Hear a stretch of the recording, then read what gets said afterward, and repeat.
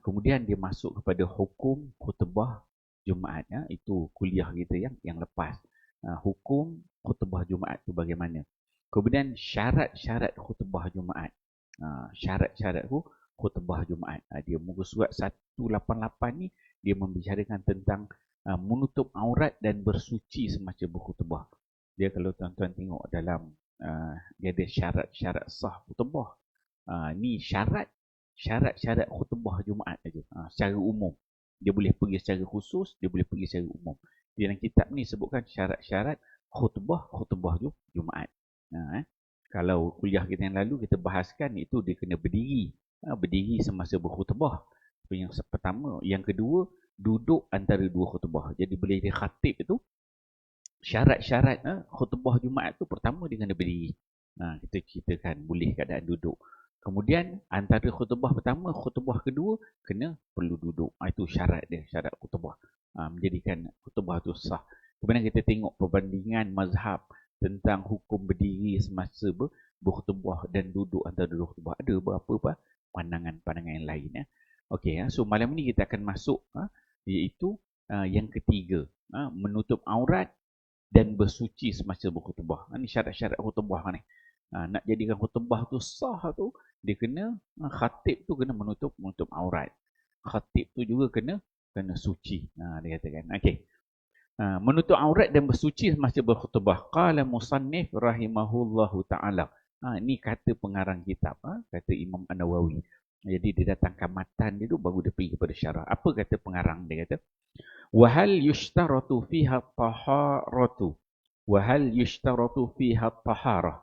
Fihi qawlan.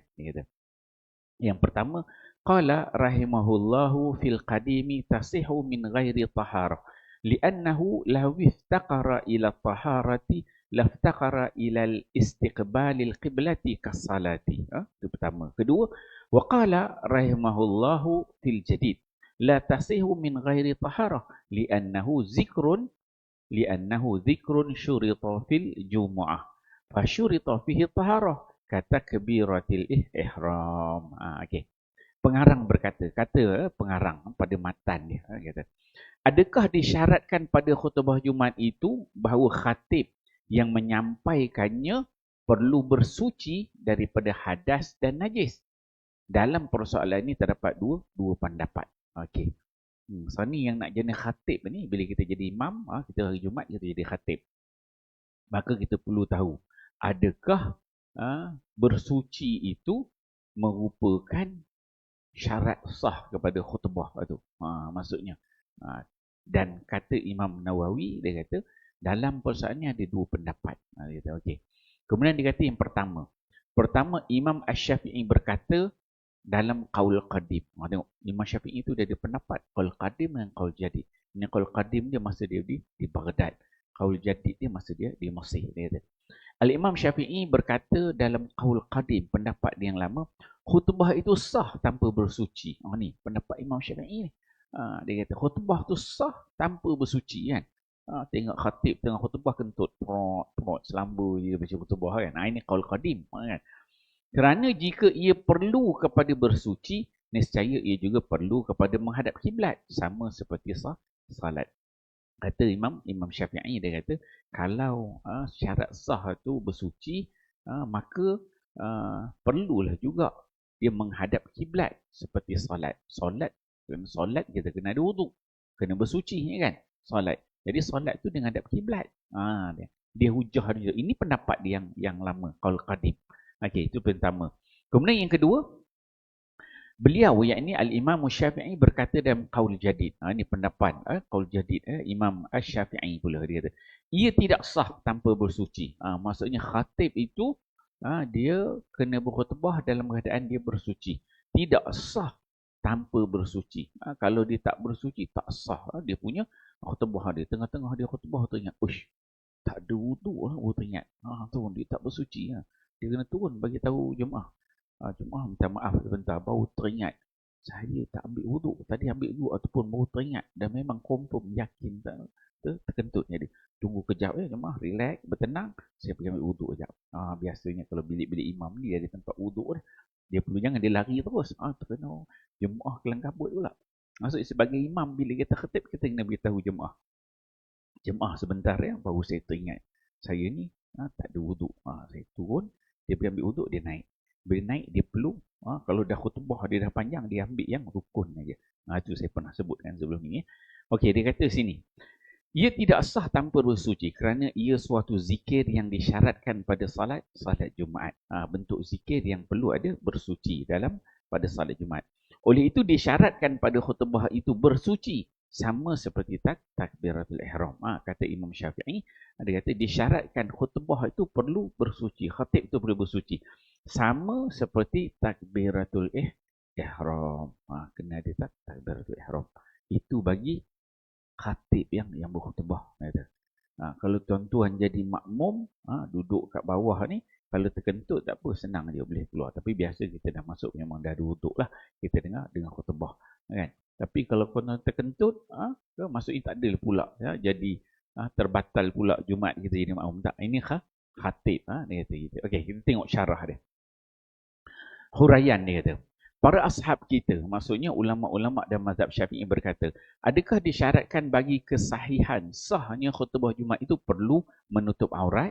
Satu, ini yang ketiga, syarat yang kedua. Pertama berdiri, yang kedua duduk di antara dua khutbah. Dia masuk. Yang ketiga ni menutup aurat. Yang ketiga. Kemudian yang keempat bersuci daripada hadas dan bersuci daripada najis pada badan, pakaian dan tempat. Dia kata. Dalam persoalan ini ada dua kaul. Yang pertama, kaul yang sahih yang merupakan kaul jauh, semua yang disebutkan itu disyaratkan. Okey. So kita jelas kat sini bahawa yang dikatakan menutup aurat tu wajib. Maksudnya khatib dia kena pastikan dia naik atas dalam keadaan dia menutup aurat. Tak bolehlah dia naik atas tu pakai seluar pendek lah jadi khatib kan.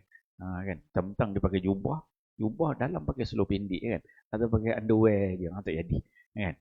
Pastikan maksudnya dia menutup aurat dengan sempurna. Cover-cover tak jadilah. Okey. Menutup aurat dan tak adalah. Kita tak jumpa imam datang tak pakai baju, nampak pusat pula kan. Tak ada jadi khatib gitu. Ini maksudnya bila kita belajar ni kita faham, menutup aurat tu juga dia sebagai syarat dia kata. Kemudian bersuci daripada hadas dan bersuci daripada najis pada badan, pakaian dan tempat. Tiga tu. Bila sebut bersuci tu daripada hadas, satu. Kemudian bersuci daripada najis. Satu, hadas, dia mengangkat hadas kan. Hadas kecil, hadas besar semua terangkat. Kemudian dia juga suci daripada najis. Dia tu tak boleh bernajis. Tiba-tiba naik khatib, dah ambil wuduk semua, tu aurat semua, baju penuh darah. Tak boleh juga. Sebab apa dia kata? Bersuci daripada najis. Tak ada najis pada badan dia, tak ada. Pada badan, tubuh badan dia melekat pada tangan kan, berdarah-darah tangan. Tak boleh juga. Jadi khatib. Ataupun pada pakaian dia ada najis. Tengok. Penuh dan poket dia tak cicak kan. 5-6 biji pula. Tak boleh, tak jadi. Kan? Ataupun pada tempat. Khatib duduk naik kat mimbar ni kan. Dekat mimbar tu penuh tak cicak kat sini. Tempat berdiri di sini kan. Ada najis. Pun tak jadi juga. So kena faham tu.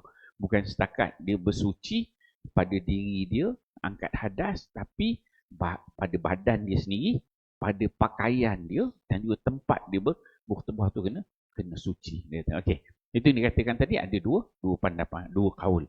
Dan kaul yang kita pegang sampai hari inilah ialah kaul jadid. Kaul jadid ni kaul yang muktamad lah, yang kita guna pakai bahawa khatib itu semua tu tadi bermula menutup aurat, bersuci daripada hadas, bersuci daripada najis pada badan, pakaian tempat, semua itu menjadi syarat untuk sahnya khutbah. Itu pendapat yang pertama. Itu yang kita pegang kalau jadi. Manakala yang kedua ni kalau qadim. Ni pendapat lama Imam Syafi'i. Semuanya tidak disyaratkan tetapi disunatkan sahaja. Ini pendapat lama Imam Syafi'i. Kita tak pegang ini, kita pegang yang pertama. Kita tengok apa huraian pengarang kata dia. Dalil kedua-dua qaul ini terdapat dalam kitab, yakni telah disebutkan oleh pengarang dalam matan kitab Al-Muhazzab. Dalam kitab Al-Muhazzab pun dah sebutkan. Seterusnya majoriti ashab, kebanyakan ulama-ulama dan mazhab kita, mazhab Syafi'i menyebut kedua-dua kaul di atas secara mutlak pada pensyaratan bersuci daripada hadas. Sama ada hadas besar maupun hadas kecil. Yang dikatakan syarat bersuci itu daripada hadas tu memang disebutkan oleh semua ulama-ulama dan mazhab Syafi'i. Maksudnya kita ni ada Imam Syafi'i. Bawah Imam Syafi'i banyak ulama-ulama dan mazhab Syafi'i. Setiap ulama-ulama dan mazhab Syafi'i ni dipanggil Syafi'iyah, semua masing-masing jadi tok guru dan ada kitab masing-masing. Semua mereka ni menyebutkan bahawa secara mutlak kena suci daripada hadas, dia kata. Namun dia kata dalam ramai-ramai yang kata begitu, dia kata namun Al-Baghawi berkata, ada pula pendapat Al-Baghawi, dia dah kata secara umum pegang tu. Kemudian dia tegang lagi. Namun Al-Baghawi berkata, dua kaul tersebut adalah pada bersuci daripada hadas kecil, dia kata. Oleh itu jika dia berkhutbah dalam keadaan berjunub, maka ia tidak sah, dia kata. Dengan kaul yang satu, yakni tanpa khilaf. Tu dia kata tadi, hadas yang kecil aja. Kerana membaca Al-Quran dalam khutbah adalah wajib. Sedangkan bacaan orang yang berjunub tidak boleh dikira. So dia marilah pendapat ulama tu boleh komen satu. Kemudian dia kata Al-Mutawalli dan Ar-Rafi'i dalam kitab Al-Muharrar menyebutkan dengan jelas bahawa kedua-dua kaul di atas merangkumi orang yang berhadas kecil dan orang yang berjunub. Inilah yang benar. Jadi bila kata, bila sebut itu secara umum, Al-Imam Syafi'i disebutkan kena bersuci. Maka orang kata bersuci ni hadas besar ke hadas kecil? Mula dah datang pendapat yang ni kata hadas besar, yang ni kata hadas kecil, yang ni kata dulu sekali hadas besar dan hadas kecil. Itu pendapat bila dibahaskan, dia kata. Okay. Tapi yang benar dia kata dua-dua sekali. Dia kata. Syekh Abu Hamid dalam ta'liqnya, pengarang Al-Hawi iaitu Al-Mawardi dan para ashab yang lain memutuskan bahawa jika imam solat Jumaat berjunub, jika imam solat Jumaat berjunub tetapi para makmum tidak mengetahui semasa salat, dia kata. Kemudian mereka mengetahuinya setelah selesai solat, maka solat itu sudah memadai untuk mereka. Ni kalau kita jadi makmum, kita tak tahu, kita imam, mana tahu dia junub ke dia tak berjunub ke, berhadas ke dia, mana kita tahu, kita bukan cek dia. Malam tadi dia bangun pagi tu imam ni mandi ke tidak kan, dia datang dia terus semayang, mana kita cek dia kan. Bukannya kita ni kasyaf, dia tahu, kita tak tahu kan, ikut dia imam, kita makmum je. Ni kes gitu, kita ni jadi makmum, imam berjunub, makmum kita tak tahu. Tak tahu masa solat Jumaat tu, kita tak tahu imam ni berjunub ke tak. Takkan mana ada orang semayang kita jadi makmum solat Jumaat, kita takbiratul ihram Allahu akbar, imam ni berjunub ke tidak, mana ada orang fikir gitu. Yang ajaib pelik gitu. Kalau ada orang fikir gitu, dia ada ilmu lain sikit lah, tak sama macam kita orang biasa. Orang biasa kita tak fikir itu. Kita kalau angkat takbir, sampai rumah, kunci tu letak kat mana. Yang itu biasa berlaku kan. Cari kunci, cari cermin mata hilang kan. Tak ada dia fikir imam ni berjunub ke tak. Tapi kalau berlaku, dia katakan imam berjunub, sedangkan makmum kita tak tahu. Maka dia sebut kat sini, tapi dia tahu lepas solat baru dia tahu. Lepas solat baru tu, maka dia tulis sini, maka solat itu sudah memadai untuk mereka. Ini dinukilkan oleh Syekh Abu Hamid dan para ashab daripada Nas Imam Asy-Syafi'i dalam kitab Al-Um. Ada nukilan sedemikian ya. Okey. Sesungguhnya pengarang telah mengabaikan, yakni tidak menyebut persoalan menutup aurat. Tentang menutup aurat ni dan kitab ni dia tak tekan sangat. Sebab apa? Sebab dia tutup aurat ni benda yang standard dah. Kita tak semayang pun tutup aurat kan. Menutup aurat ni benda common dah. Itu dia katakan. Yakni tidak menyebut persoalan menutup aurat semasa khutbah. Sedangkan dua kaul mengenainya adalah masyhur. Padahal beliau ada menyebut kedua-dua kaul itu dalam kitab At-Tanbih. Dia cerita juga menutup aurat. Tapi dia tak tekan sangat. Dia sebut sekali lalu je. Sebab menutup aurat ni orang common dah. Orang tahu dah. Mana ada orang buka aurat. Lain kau nak main bola. Okey. Habis tentang itu dan dia sedikit dia letakkan sini perbandingan mazhab tentang bersuci semasa berkhutbah. Ni tengok mazhab lain lah. Kita Syafi'i tadi kata wajib kan. Tengok mazhab lain pula dia kata. Yang pertama dia kata Abu Yusuf mengatakan bahawa disyaratkan bersuci daripada hadas dan najis semasa berkhutbah. Ini pandangan Abu Yusuf. Ya. Yang kedua, tengok mazhab Imam Malik, Imam Abu Hanifah, mazhab Hanafi dan juga Imam Ahmad, mazhab Hambali. Dan juga Daud. Daud Zahiri. Dia kata, pula berkata ia tidak disyaratkan. Okey. So kita faham malam ni. Masa berkhutbah tu, bersuci tu mazhab Syafi'i. Mazhab Syafi'i je yang kata wajib kena bersuci. Maksudnya tuan-tuan kalau pergi negara yang bukan mazhab Syafi'i imam dia, kalau kita duduk dengar dia kentut-kentut tu waktu khatib dia khutbah, relax je lah. Mazhab dia memang jenis jenis bukan wajib bersuci. Ya. Mazhab Maliki tak ada, mazhab Abu Hanifah tak ada, dan mazhab Hambali dia tidak disyaratkan. Maksudnya kalau keadaan dia tidak bersuci, maksudnya sah khutbah itu. Dalil mazhab kita ialah perbuatan Nabi. Kalau mazhab kita pula apa dalil dia? Iaitu perbuatan Nabi SAW yang sentiasa berkhutbah dalam keadaan bersuci. Sallu kama ra'aitumuni usalli. Imam Syafi'i dia banyak ambil dalil ni. Dalil ni hadis Nabi. Nabi kata, sallu, kamu sembahyanglah sebagaimana kamu melihat aku sembahyang. Dan Imam Syafi'i dia kata memang Nabi ni pada secara umum kalau Nabi berkhutbah, Nabi berada dalam keadaan bersuci. Tapi mazhab lain dia berbeza pandangan. Okey, habis itu. Tajuk menutup aurat dan bersuci. Okey. Kita masuk pula satu tajuk besar, satu tajuk baru apa dia? Itu rukun-rukun khutbah. Tadi syarat. Syarat khutbah tu, syarat sah dia. 1, 2, 3, 4. Ada syarat sah yang besar, ada syarat yang kecil. Ni kita masuk pula tajuk kepada khutbah itu sendiri, konten. Tadi orangnya, khatibnya kena bersuci, kena duduk, kena berdiri, kan? Kena tutup aurat, itu khatib orangnya. Sekarang ni kita masuk kepada rukun khutbah. Khutbah tu sendiri yang dibaca, yang disampaikan, apa dia konten dia kena ada. Okey.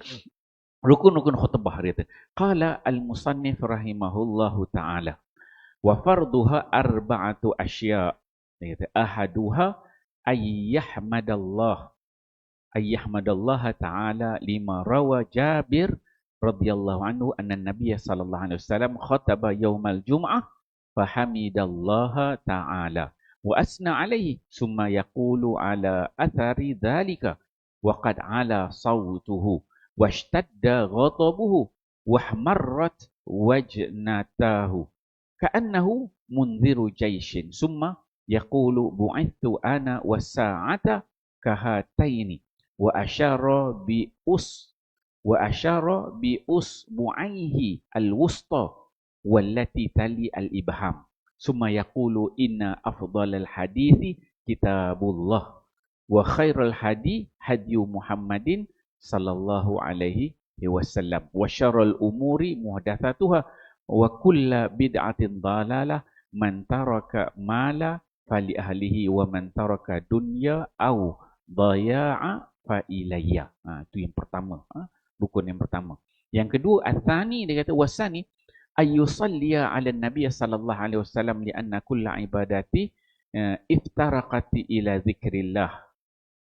Iftaqarat ila zikri rasul kal adhani was salati. Itu yang kedua.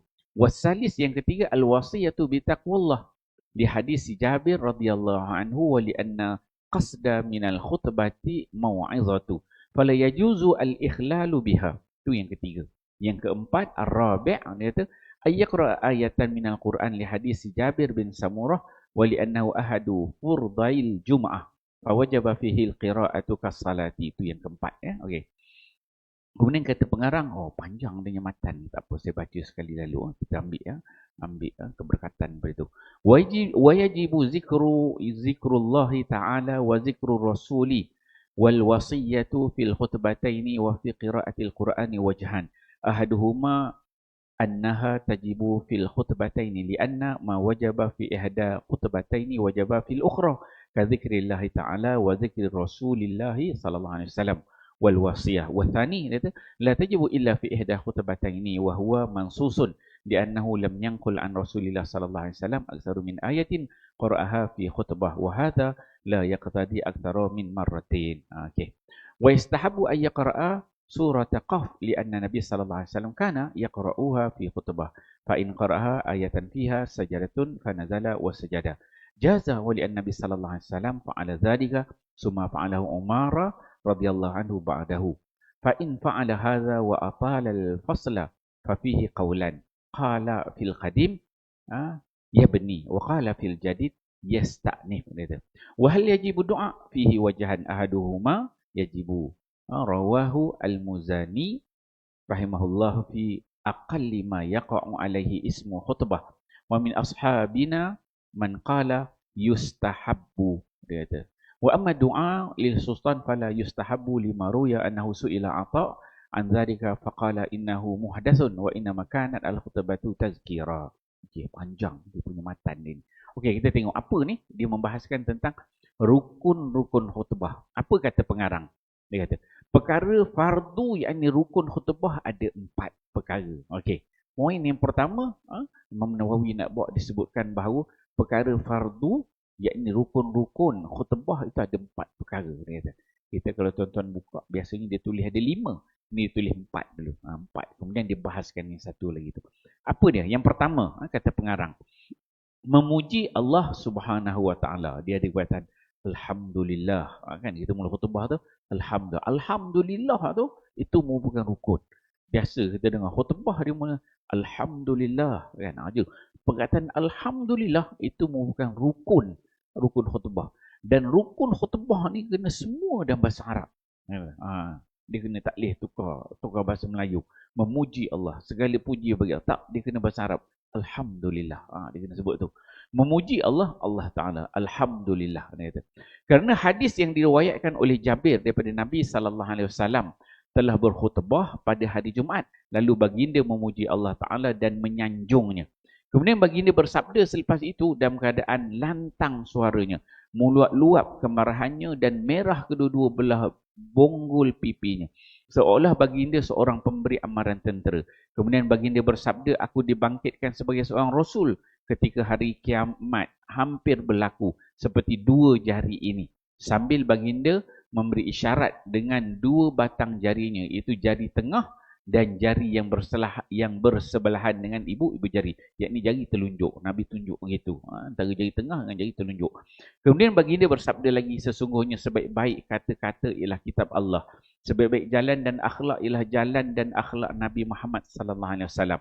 Seburuk-buruk segala perkara ialah perkara yang direka-reka, yakni segala bid'ah.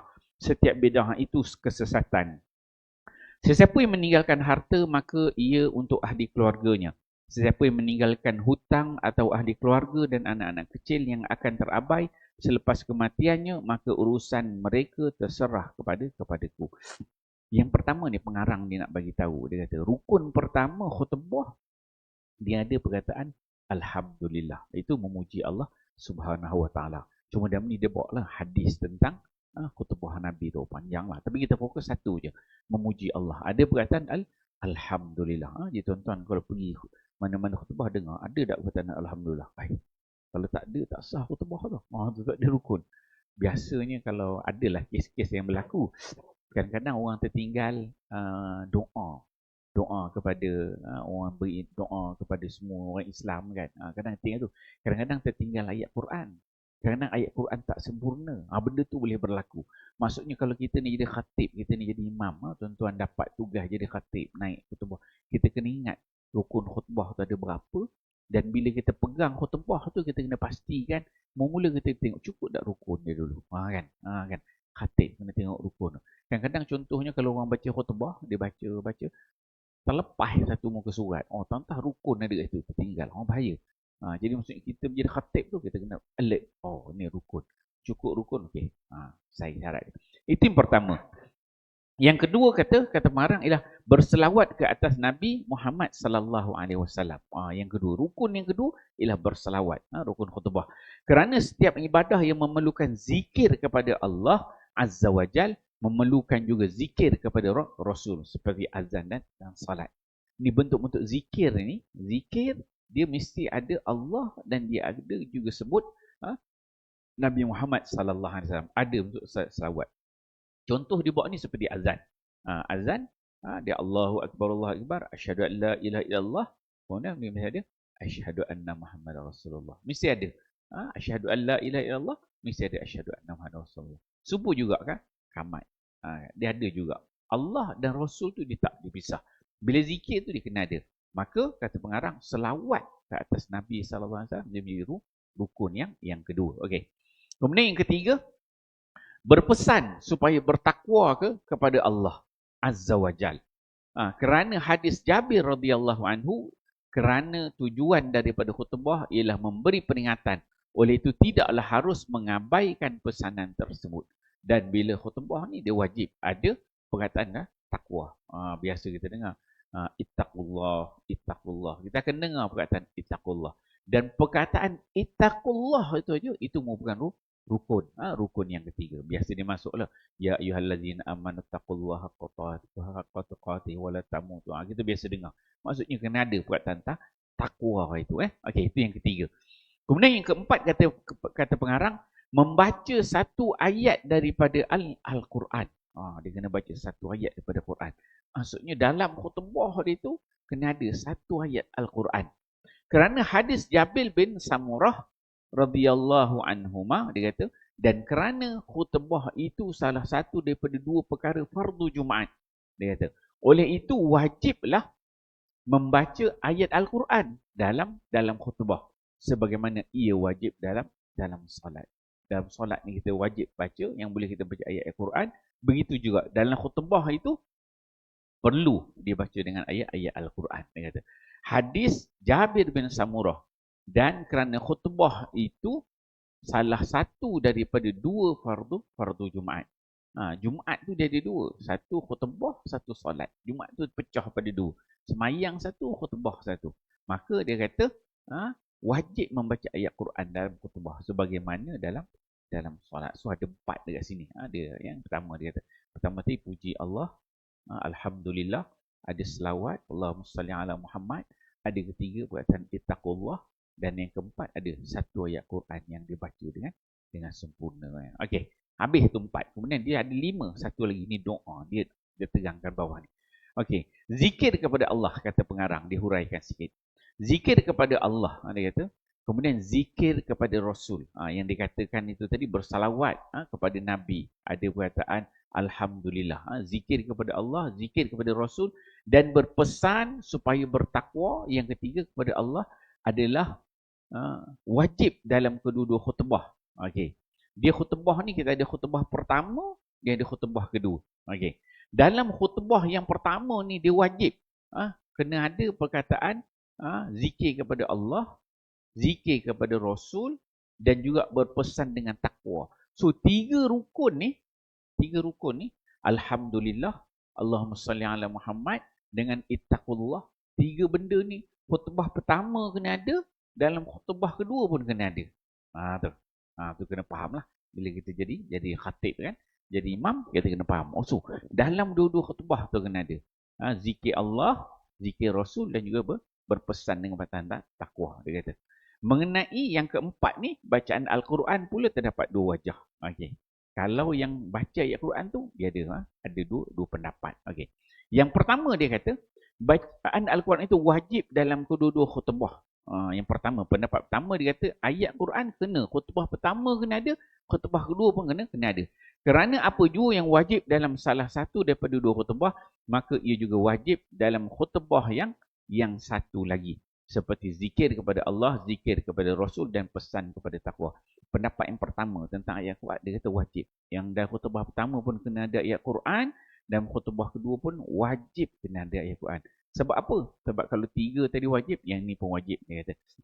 Sebab tiap-tiap bahagian tu kena ada rukun itu, dia kata. Okey, itu pendapat pertama. Pendapat kedua dia kata, bacaan ayat Al-Quran itu tidaklah wajib, melainkan dalam salah satu sahaja daripada dua khutbah itu. Maksudnya ayat Quran tu dia bukan wajib dua-dua pada khutbah. Mungkin khutbah pertama ataupun khutbah kedua je ada pun dah cukup. Ini pendapat yang kedua. Inilah kaul yang dinaskan oleh Imam Syafi'i. Imam Syafi'i dia cakap yang ni. Imam Syafi'i dia kata sama ada khutbah pertama ataupun khutbah kedua ayat Quran itu. Dia kata, kerana tidak dinukilkan daripada Rasulullah sallallahu alaihi wasallam lebih daripada satu ayat Al-Quran yang dibaca oleh baginda dalam khutbah. Kerana apa dalil? Imam Syafi'i dia sebut, dia kata, kalau tengok khutbah Nabi ni, boleh tengok hadis lah, hadis khutbah ni, tengok Nabi ni dalam khutbah ni, yang Imam Syafi'i perasan, Satu je ayat Quran. Dia tak ada sampai dua. Maksudnya kalau khutbah pertama ada ayat Quran, khutbah kedua ada ayat Quran, maksudnya jadi ada dua ayat Quran. Tapi Imam Syafi'i dia kata tak. Satu je. Dia kata. Itu nas Imam Syafi'i dia kata. Itu yang dia katakan. Dia kata tidak dinukilkan daripada Rasulullah lebih daripada satu ayat Al-Quran yang dibaca oleh baginda dalam khutbah. Dia kata ini tidak menunjukkan kepada lebih daripada satu kali sahaja. Itu nas Imam Syafi'i. Itu pendapat yang kedua. Kemudian selain daripada itu disunatkan bagi khatib membaca surah Qaf. Habis itu. Dan hadis ni dalam matan pengarang ni dia kata sunat bagi khatib membaca surah Qaf dalam khutbah. Kerana Nabi SAW membacanya dalam khutbah dan ada benda sunat. Maksudnya kalau kita nak ikut dalam kitab ni dia kata, maksudnya dalam khutbah tu kena baca surah Qaf. Ayat Quran yang nak baca tu ambil daripada surah Qaf. Sebab Nabi biasanya dia akan ambil surah Qaf. Jika khatib membaca satu ayat yang disunatkan sujud tilawah padanya, lalu dia turun dan sujud, maka ia diharuskan. Kerana Nabi SAW pernah berbuat sedemikian. Kemudian ia dibuat oleh Umar radhiyallahu anhu selepas baginda. Maksudnya kalau khotib dekat atas ni, kat atas mimbar, dia baca-baca, dia kata contohlah dia baca surah Sejadah kan. Tiba sampai ayat-ayat Sejadah tu, maka khatib dia disunatkan untuk dia sujud tilawah. Tengah dia duduk ngadap semua jemaah ni, dia pun pusing kan. Lepas dia baca Qur'an sujadah wasabiyam kemudian dia pusing, dia sujud. Kemudian dia bangkit balik, dia sambung khutbah. Sunat boleh buat. Boleh buat. Tapi kita tak pernah jumpa lagi kan. Kita ini apa pula sekarang ni. Mahzab apa ni? Bukan mazhab, ada mahzab apa pula kan. Tapi maksudnya ada nas. Nabi pernah berkhutbah dan khutbah Nabi itu ada. Nabi baca ayat sajadah. Maka ketika itu Nabi akan sujud tilawah. Dan dalam nas ni juga disebut, lepas itu Umar, zaman Sayyidina Umar Al-Khattab pernah juga dia naik jadi khatib. Dan Umar ni dalam khutbah dia tu ada ayat sejadah. Maka Umar dia akan pusing ke kiblat dia sujud tilawah. Tengok betapa beratnya benda-benda sunnah Nabi ni yang kadang-kadang kita terlepas pandang. Tuan-tuan, biasa kita kalau tadarus lah bulan-bulan Ramadan kan. Bulan Ramadan ni kita ada halaqah tadarus. Jadi bila sampai ayat sajadah tu, kena berhenti, tutup Quran semua dia pusing ke arah kiblat. Dia banyak kaedah. Ada yang kaedah tu saya tak nak sebut lah, agak detail sikit. Tapi yang pentingnya buat. Buat. Ada kata angkat takbir, ada kata duduk sujud terus, ada kata kena begitu begini. Duduk tahiyat awal, duduk tahiyat akhir. Saya tak nak bahas benda tu. Buat. Buat yang paling simple yang boleh buat. Jangan tinggal. Sujud itu ketika mana datangnya ayat-ayat sajadah. Okey. Kemudian apa kata pengarang ni? Kemudian ia dibuat pula oleh Umar selepas baginda. Maksudnya Umar pun pernah buat. Dia kata, jika khatib berbuat demikian dan memanjangkan senggang, maka dalam persoalan ini terdapat dua kaul. Tapi tiba-tiba, contohnya sampai ayat sejadah tadi, khatib dia pergi sujud. Lama pula sujud dia. Tengok orang duk tunggu. Lama pula imam khatib ni sujud tak naik-naik. Ni dibahaskan pula. Ingat nak ambil sunnah tadi, kejap je lah sujud tu kan. Sujud baca tasbih sikit, zikir sikit, tak lama. Ni isu dia. Jika khatib berbuat demikian dan memanjangkan senggang, maka dalam persoalan ini terdapat dua kaul, dua pendapat dia.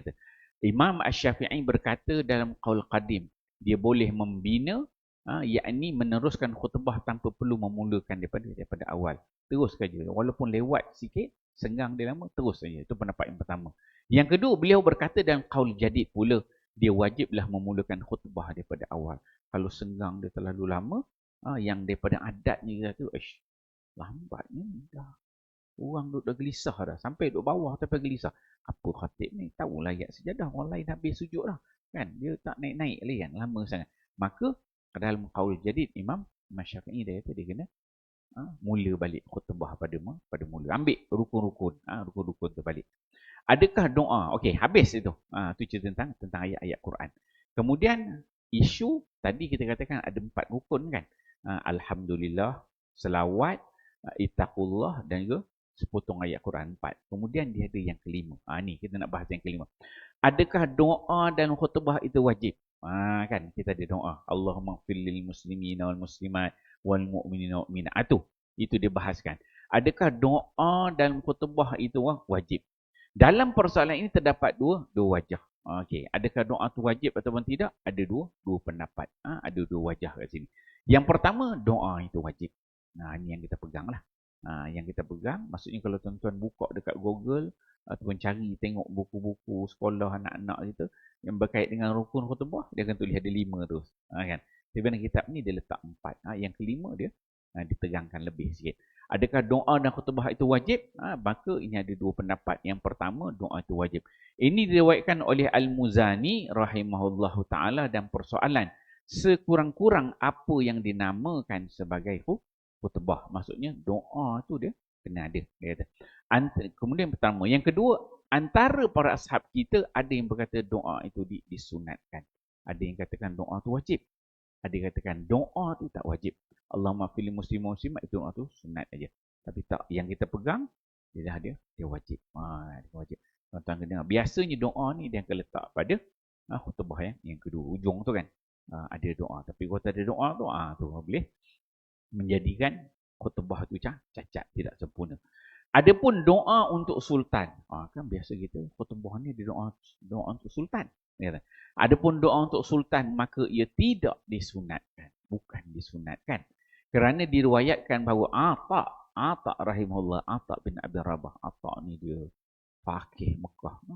Dia orang Mekah semua berkiblat pada dia. Ata ditanya tentang persoalan ini. Lalu beliau berkata sesungguhnya ia perkara yang direka-reka. Yakni bid'ah. Sebenarnya khutbah itu bertujuan untuk memberi peringatan. Okey. Sebab itu. Ini dia nak cerita tentang konten khutbah. Konten. Apa yang perlu ada dalam khutbah. Tadi yang pertama disebutkan.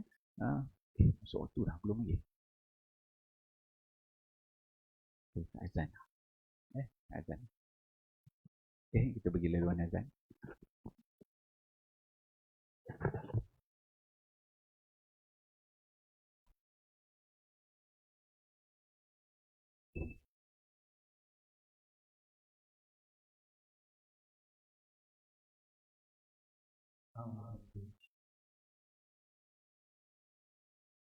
Allahu Akbar, Allahu Akbar.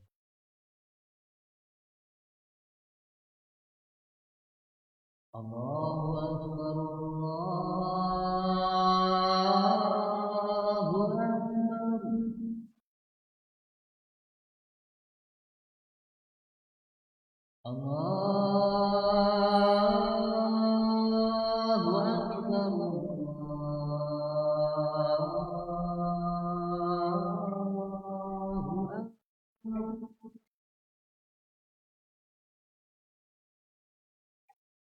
أشهد أن لا إله إلا الله.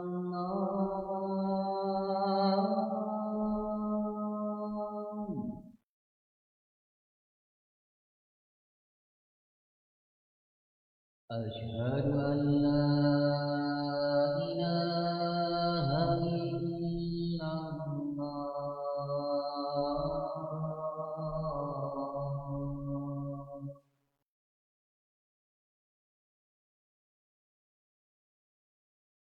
أشهد أن محمدا رسول الله.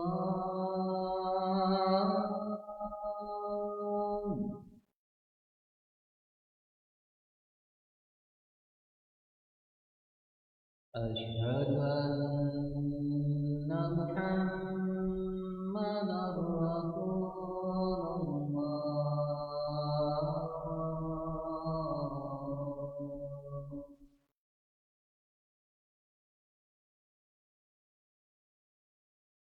حي على الصلاة.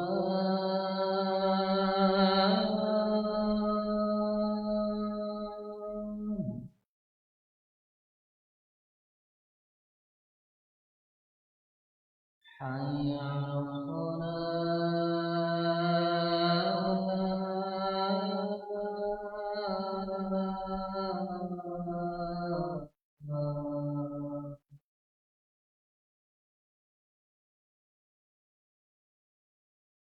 حي على الفلاح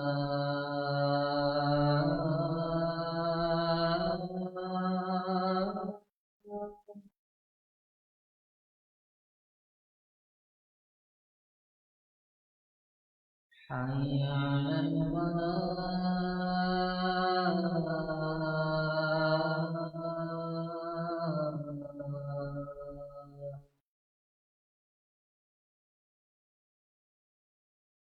الله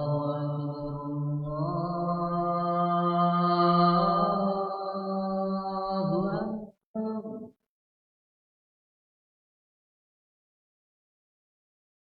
لا إله إلا الله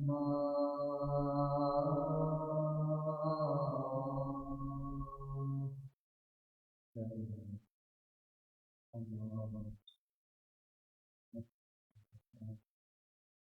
اللهم صل على محمد صلاة الله هذه الكلمة محمد رسول الله أشهد أن لا إله إلا الله وبارك الله تعالى إنك حكيم Muslimin muslimat hadirin hadirat ini kasih sekalian ya. Okey, jadi kesimpulan apa yang kita kongsikan pada malam ini ialah ada beberapa perkara. Ada beberapa poin penting. Yang pertama kita bahaskan tentang syarat khutbah itu, syarat sah khutbah itu. Syarat sah khutbah itu yang ketiga menutup aurat, wajib bagi kita mazhab Syafi'i, dan yang keempat ialah bersuci. So 3 dengan 4 syarat. Satu itu berdiri, duduk itu bulan lepas. Yang ni menutup aurat juga wajib. Bersuci semasa khutbah juga wajib. Bersuci itu sama ada daripada hadas ataupun daripada tempat, badan dan juga pakaian. Itu wajib semua 4. Habis tu tentang syarat syarat sah khutbah Jumaat. Kemudian kita masuk kepada tentang rukun-rukun khutbah. Bila masuk rukun khutbah ni panjang, dia punya mukaddimah dia ni, kata musannif. Jadi rukun khutbah itu Imam Nawawi digariskan ada 4 perkara. Yang pertama dia sebutkan yahmadallah, dia sebut alhamdulillah. Itu rukun. Yang pertama alhamdulillah, rukun pertama. Yang kedua yusalli ala nabi, selawat pada nabi, kena ada selawat pada nabi. Kemudian yang ketiga wasiat, disebut ittaqullah, suruh bertakwa. Yang ketiga. Kemudian yang keempat dia membaca ayat-ayat Quran. Satu ayat Quran. 3 rukun khutbah ni, tiga-tiga ni dia perlu ada pada khutbah pertama ataupun khutbah yang kedua. Manakala rukun yang keempat, kata pengarang, dia ni boleh sama dia duduk kat khutbah pertama ataupun duduk dalam khutbah yang kedua, ayat Al-Quran. Okey. Kemudian dia ada rukun yang kelima. Rukun yang kelima apa dia? Membaca doa. Doa Allahumma fil lil muslimina wal muslimat wal mu'minina wal mu'minat. So doa ni juga dia ada 2 pendapat. Satu dia kata wajib, yang kedua dia kata sunat aja. Tapi yang kita ambil yang standard, kaul yang kita ambil ialah kaul yang mengatakan itu juga merupakan rukun. Wajib kena doa Allahumma fil lil muslimin wal muslimat. Itu biasanya dalam khutbah yang kedua dia letak. Kemudian biasanya khutbah Jumaat ni orang akan doa untuk sultan. Itulah biasa semua negeri ya. Kalau kita kat Malaysia ni, semua negeri dia akan doakan untuk pemerintah. Sultan dan pemerintah. Jadi timbul persoalan, adakah doa untuk pemerintah itu merupakan satu benda rukun juga daripada khutbah? Kan? Kemudian dia komen dekat sini, dia sebut di pengarang, dia ambil kaul Atha bin Abi Rabah, qadi besar Mekah. Dia kata itu, dia kata merupakan benda bid'ah yang dia ada-adakan.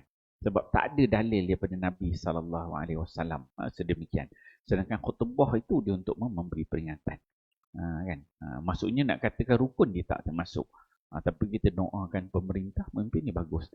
Sebab kita memastikan negara kita selamat, negeri kita selamat. Itu doa untuk orang yang memerintah, yang memegang kuasa. Habis itu baru dia punya dia syarah tentang matan daripada musannif kitab. Syarah dia nanti insya-Allah kita akan tengok pada kuliah yang akan datang. Ada beberapa perkara yang perlu kita faham tentang baca surah Qaf punya, tentang sujudnya. Ada perbahasan sujud ketika mana khatib sujud dalam khutbah kan. Kemudian orang jemaah pula sujud pula ketika khatib sujud. Okey. Itu kita perbahasan tengok pada kuliah yang akan datang insya-Allah. Auzubillahi minasyaitonirrajim. Bismillahirrahmanirrahim. Alhamdulillahirabbil alamin wassalatu wassalamu ala asyrafil anbiya'i wal mursalin wa ala alihi washabihi ajmain. Allahumma ja'al jam'ana hadza jam'an marhuma wa tafarruqana min ba'dihi tafarruqan ma'suma wa la taj'al lillahuma fina wa la ma'ana wa la man yattabi'una syaqiyya wa la matruda wa la mahruma bi rahmatika ya arhamar rahimin. Rabbana atina fid dunya hasanah wa fil akhirati hasanah wa qina adzabannar. Wa sallallahu ala sayyidina Muhammad wa ala alihi wasallam. Walhamdulillahirabbil alamin. Assalamualaikum warahmatullahi wabarakatuh. Dia salat sunat.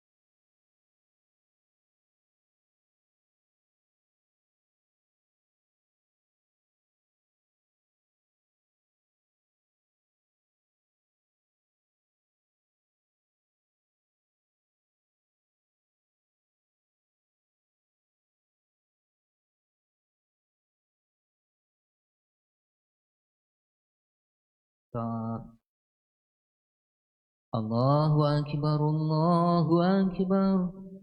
Ashhadu an la ilaha illallah. Ashhadu anna Muhammadar Rasulullah. Hayya 'alas salah. Hayya 'alal falah.